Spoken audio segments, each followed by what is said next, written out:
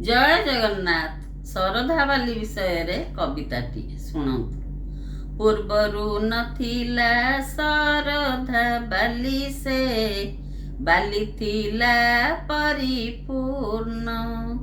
କାହାର ନାମରେ ତା ନାମ ହୋଇଲା, କହୁଅଛି ଟିକେ ଶୁଣ। ବଳଗଣ୍ଡି ଠାରୁ ବଡ଼ ଶଙ୍ଖ ଯାଏ ନଦୀଟିଏ ଥିଲା ରହି। କୁଳୁ କୁଳୁ ନାଦେ ବହି ଯାଉଥିଲା, ନାମ ତା ମାଳିନୀ ନଈ। ଥିଲେ ଜଣେ ଭକ୍ତ ପ୍ରଭୁଙ୍କୁ ଦର୍ଶନ, କରୁଥିଲେ ସବୁଦିନ। ବିନା ଦର୍ଶନରେ ଅନ୍ନ ଜଳ ସ୍ପର୍ଶ, ନ କରନ୍ତି ସେହି ଜନ। ରଥ ସମୟରେ ପ୍ରଭୁ ଜଗନ୍ନାଥ ଗୁଣ୍ଡିଚା ମନ୍ଦିରେ ଥିଲେ। ପ୍ରବଳ ବେଗରେ ହେଲା ଝଡ଼ ବର୍ଷା, ଘରୁ କେହି ନ ବାହାରେ।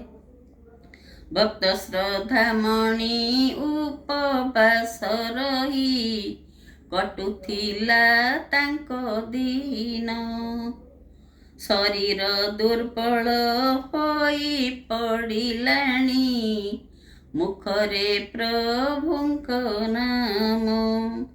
ବାବର ଠାକୁର ପ୍ରଭୁ ଜଗନ୍ନାଥ, ଅନ୍ତର ଜାଣନ୍ତି ସେହି।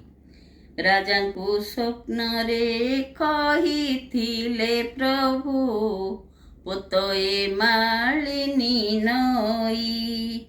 ପ୍ରଚାରିତ ହେଲା ସାରା ସହରରେ, ସର୍ବେ ଏକତ୍ରିତ ହୋଇ। ସମୁଦ୍ର କୂଳରୁ ବାଲି ବସ୍ତା ଆଣି, ପୋତିଥିଲେ ସେହି ନଈ। ସେହି ଦିନ ଠାରୁ ମାଳିନୀ ନଦୀର ନାମ ଯେ ଶରଧା ବାଲି। ପ୍ରବଚନରେ ମୁଁ ଶୁଣିଥିଲି କଥା, କବିତାରେ ଲେଖିଦେଲି। ଜୟ ଜଗନ୍ନାଥ।